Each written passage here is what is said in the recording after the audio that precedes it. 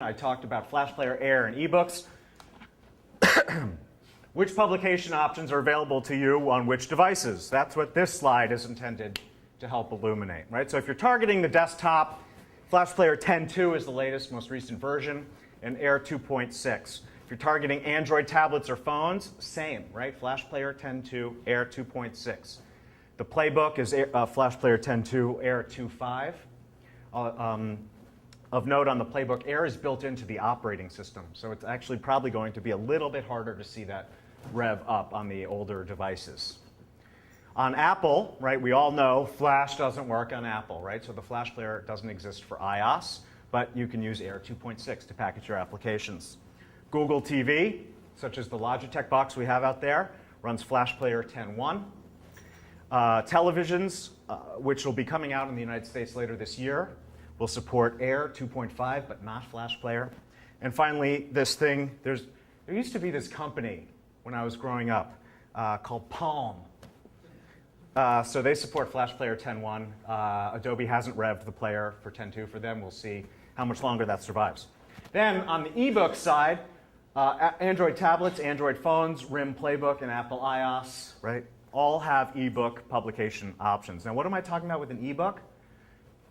It could be anything. It could just be a book that you want people to turn with their finger on an iPad. It could be that you just lay out an InDesign and want to publish out to a magazine or a book.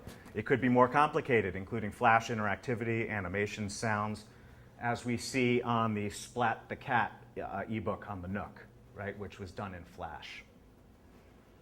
So how do you actually target these? Right, that chart, I'll be posting these up on our website later.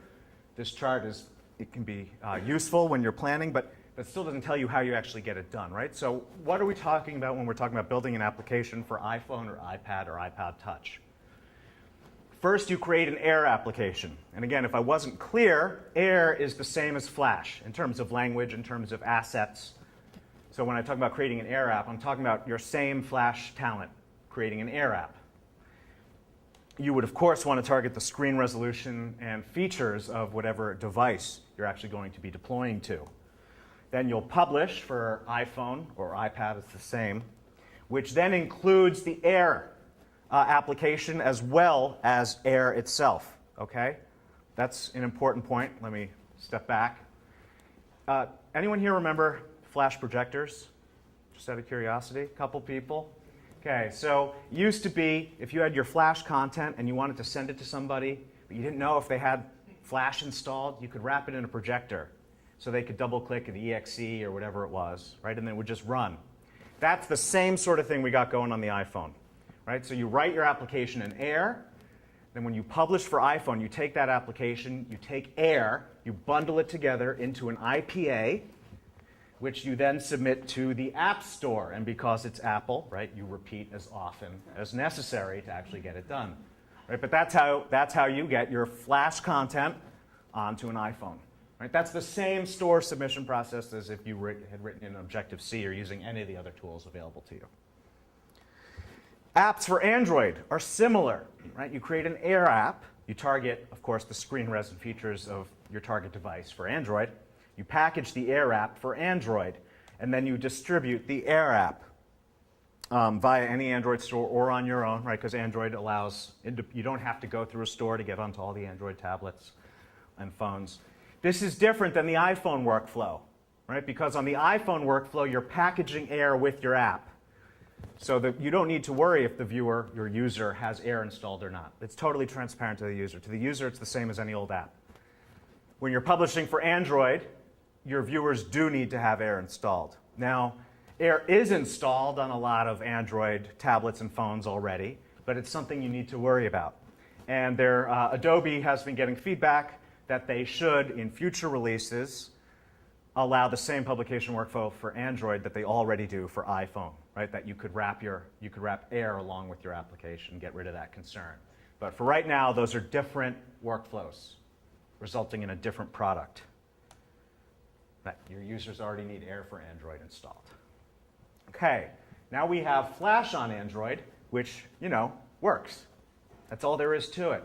If you pull up that Barnes & Noble Nook, you load up almerblank.com, just out of the box. You take it out of the box, load up almerblank.com, you'll see our video work. Same on the Samsung tab, same on the Playbook, which for some reason wasn't loading the video. But right, Flash Player is installed on all of these devices out of the box. If you're using Android 2.2 Froyo, or you're using the Playbook, right, it's Flash Player 10.2 is already pre-installed. That's the latest Flash Player. Then Flash on BlackBerry, same thing.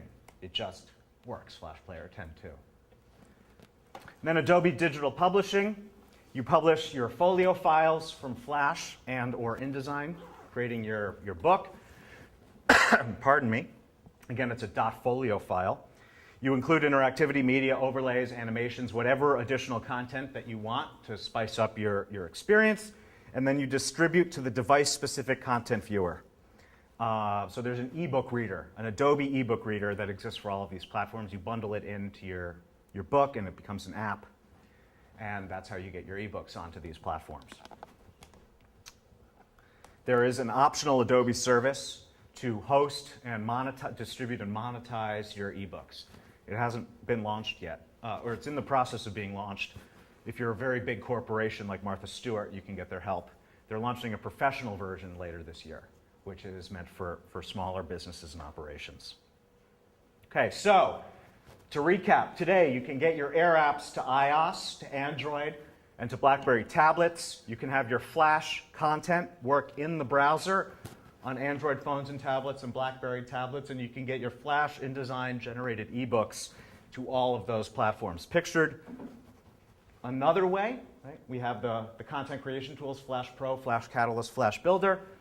Using those, we can publish to Air or ebook to iOS, and Air, Flash, or ebook to Android and BlackBerry. Now that's some impressive support, but of course, right, this talk is only about mobile devices. This is only part of the story. This falls into an existing context, right, where you can already use those same tools, that same content to target, of course, Macs and PCs. And later this year, Samsung will be releasing the first generation of televisions in the United States that run Air, so Air applications. Running right on the set-top, right in your living room. That can connect to Flash applications running on all these other devices, as hopefully Almer will have time to get up and running before today's event is over. So I want to reiterate this core point. Flash is the only technology that you can use to target all of these platforms, period. Everything else that you've heard is a lie.